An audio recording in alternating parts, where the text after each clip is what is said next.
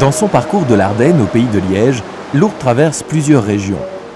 À hauteur de Othon, elle est précisément à la limite de la Famenne et de l'Ardenne, et coupe à cet endroit de larges bancs de roches calcaires. Des parois hautes de 35 mètres situées en rive droite sont fréquentées par les grimpeurs qui s'y adonnent à l'escalade depuis 1935.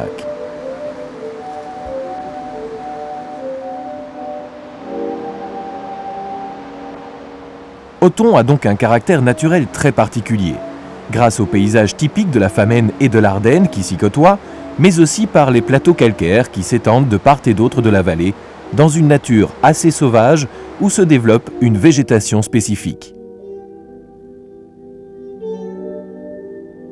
C'est dans ce cadre que se situent l'entrée et le bâtiment d'accueil de la grotte.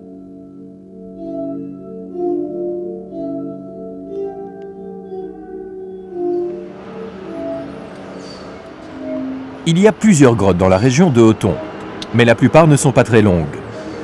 Toutefois, en 1958, une cavité inconnue est ouverte dans le front de taille de la carrière de Othon-Amptaux, en rive gauche de l'Ourthe. Rapidement, les spéléologues découvrent et explorent près de 2 km de galeries spacieuses et très jolies. Le carrier rebouche l'entrée, mais grâce à leur levée topographique, les spéléologues parviennent à ouvrir un nouvel orifice sur le plateau en 1962.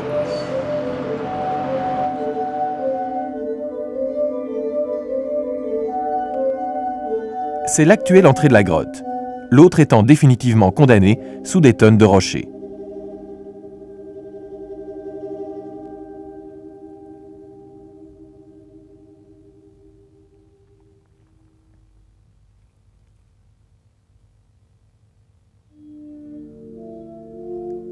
On ne s'improvise pas spéléologue. Cette discipline demande un équipement adapté ainsi que du matériel spécial pour franchir les verticales avec de simples cordes de 8 mm de diamètre. Bien sûr, il est nécessaire d'avoir une sérieuse formation technique et une bonne connaissance du milieu pour franchir sans encombre tous les obstacles du monde souterrain. Grâce aux images qui suivent, vous pouvez confortablement installer, plonger au plus loin dans les arcanes de la grotte de Othon, bien au-delà des galeries visibles par le public.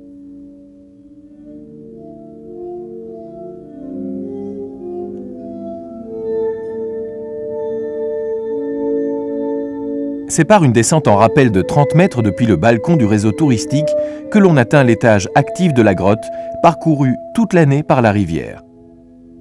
Pour rejoindre les réseaux concrétionnés, il faut tout d'abord remonter un moment le cours de la rivière. Les bassins les plus profonds peuvent être évités par une technique de progression qui s'appelle l'opposition, et au cours de laquelle on utilise les deux parois.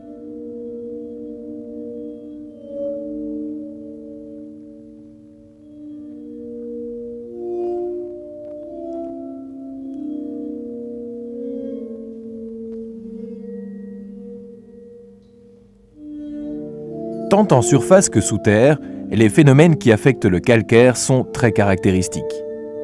Ils sont dus à deux actions de l'eau. L'érosion, qui use et creuse mécaniquement le calcaire, grâce aux débris de roches plus dures que l'eau transporte, et la corrosion, qui ronge et dissout chimiquement la roche, grâce à l'acide carbonique contenu dans l'eau. Ce sont ces deux actions, érosion et corrosion, qui sont responsables de la formation des grottes au fil des millénaires.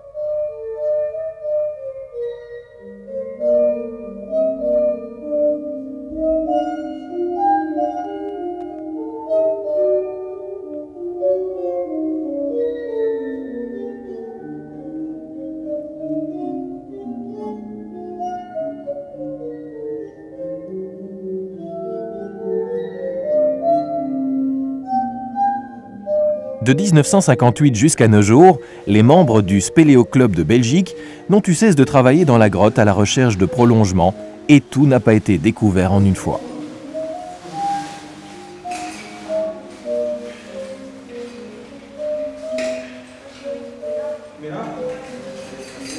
Un obstacle majeur qui a longtemps arrêté puis freiné les explorations fut celui des siphons. En certains endroits, en effet, il n'y a pas plusieurs étages de galeries fossiles qui permettent d'éviter l'eau, mais un seul conduit au niveau de la rivière. Lorsque celui-ci est entièrement occupé par l'eau, formant ainsi un véritable verrou liquide, c'est le siphon.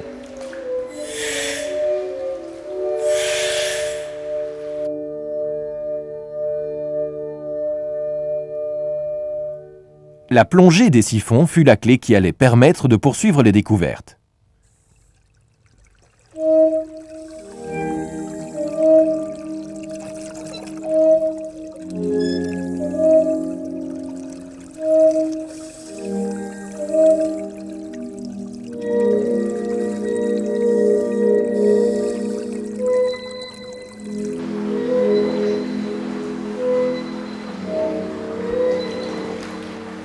Le franchissement des siphons 1 et 2 dès 1965 avait permis de constater que la grotte se poursuivait en amont de la rivière, dans des conduits très vastes. Au fil des ans, tandis que la carrière détruisait en aval des centaines de mètres de galeries, les spéléologues découvraient petit à petit des kilomètres de nouvelles galeries en amont.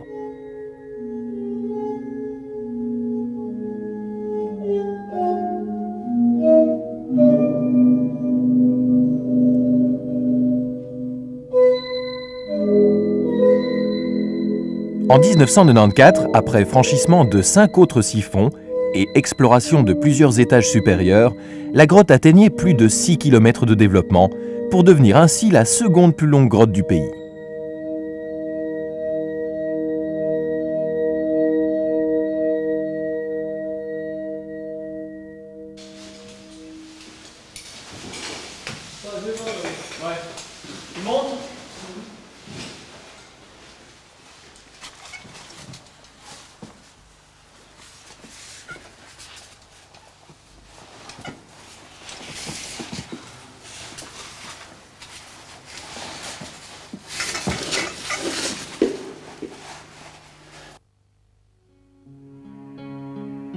En construisant les concrétions, l'eau, le calcaire et le temps ont façonné leur œuvre avec une infinie patience. Les gouttes d'eau qui parviennent aux voûtes après un lent trajet à travers les micro-fissures de la masse rocheuse sont saturées de calcaire qu'elles ont dissous par corrosion au cours de leur trajet. Avant de tomber au sol, les gouttes déposent sous forme de cristallisation une partie de ce calcaire au plafond, créant ainsi les stalactites.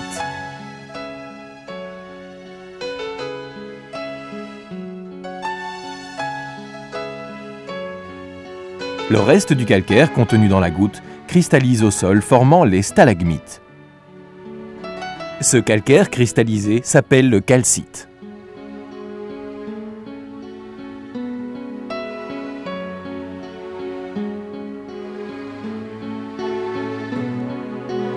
L'exploration des étages fossiles de la grotte est une féerie de par la profusion des cristallisations.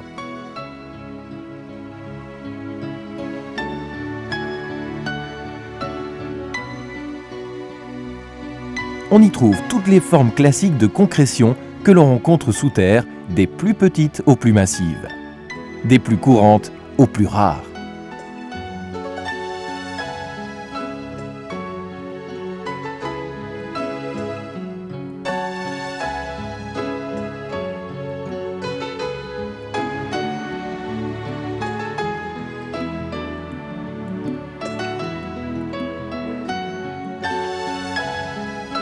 Ce sont les impuretés minérales présentes dans la roche qui ont produit les différentes couleurs de concrétion. Jaune, rose, rouge, vert, gris-bleu. Le blanc et le translucide proviennent quant à eux d'un calcaire très pur.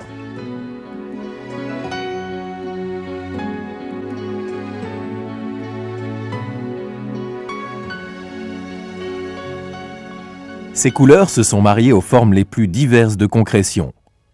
Coulées, gourds, cristaux, disques, piliers, chandelles, excentriques, fistuleuses, tuyaux d'orgue, draperies.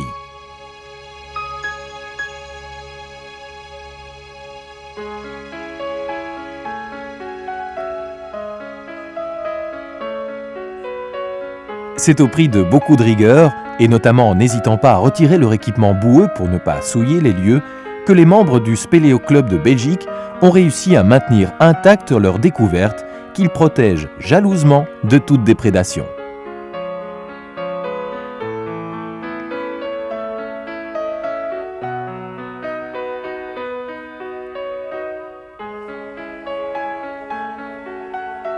Pendant que vous admirez les images qui suivent, et dont la beauté ne nécessite aucun commentaire, nous allons vous décrire les principales formes de concrétion.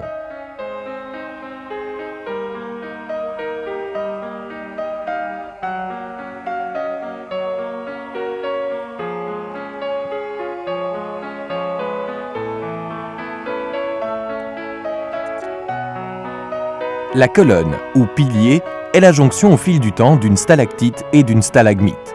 Cela peut durer de quelques milliers à plusieurs centaines de milliers d'années.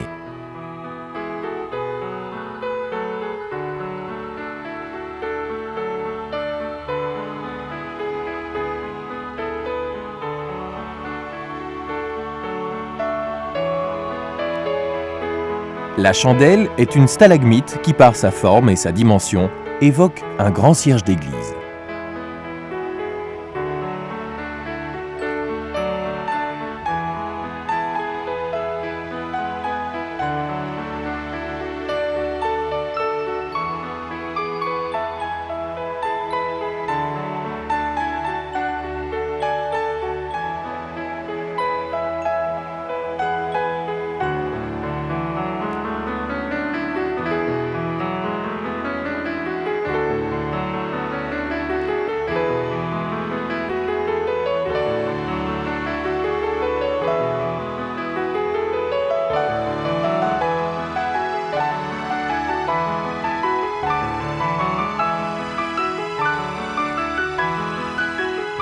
Les coulées sont dues à l'arrivée d'une percolation d'eau sur une grande largeur de paroi, déposant de la calcite en volume quelquefois très important. Certaines coulées ont plusieurs mètres de haut et de large. Parfois, à la faveur d'un surplomb, naissent de petites draperies ou piliers semblables et parallèles, créant ce que l'on appelle des tuyaux d'orgue.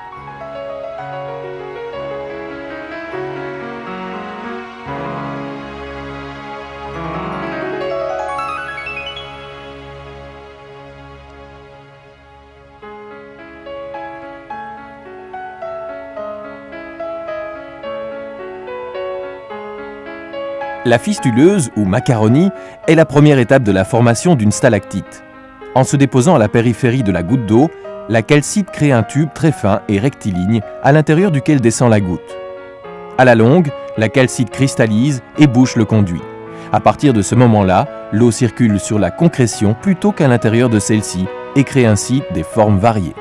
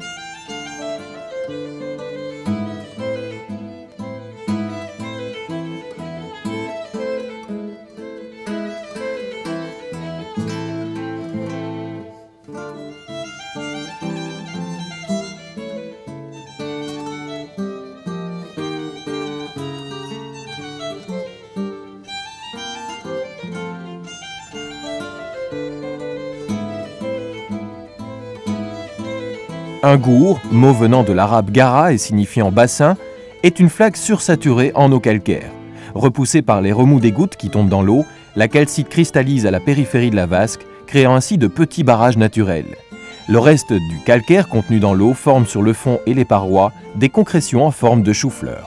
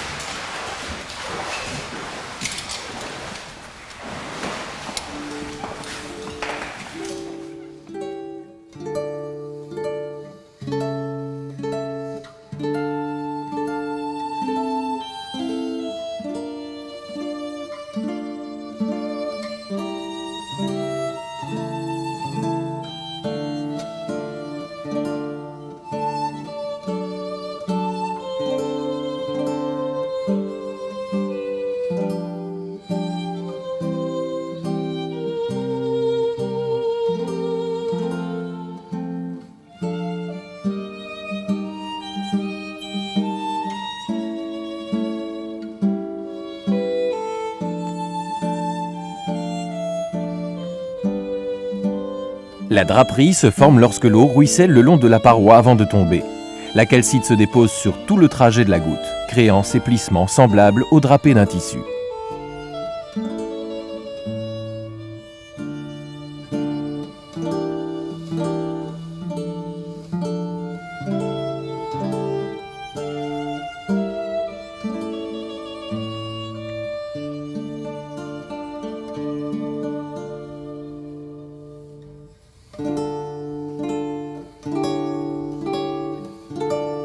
Les excentriques, enfin, ont les formes les plus folles et les plus variées, défiant les lois de la pesanteur. Leur formation est très complexe et est due à la combinaison de plusieurs facteurs tels que la présence d'un courant d'air, la capillarité, la forme que prend le cristal de calcite.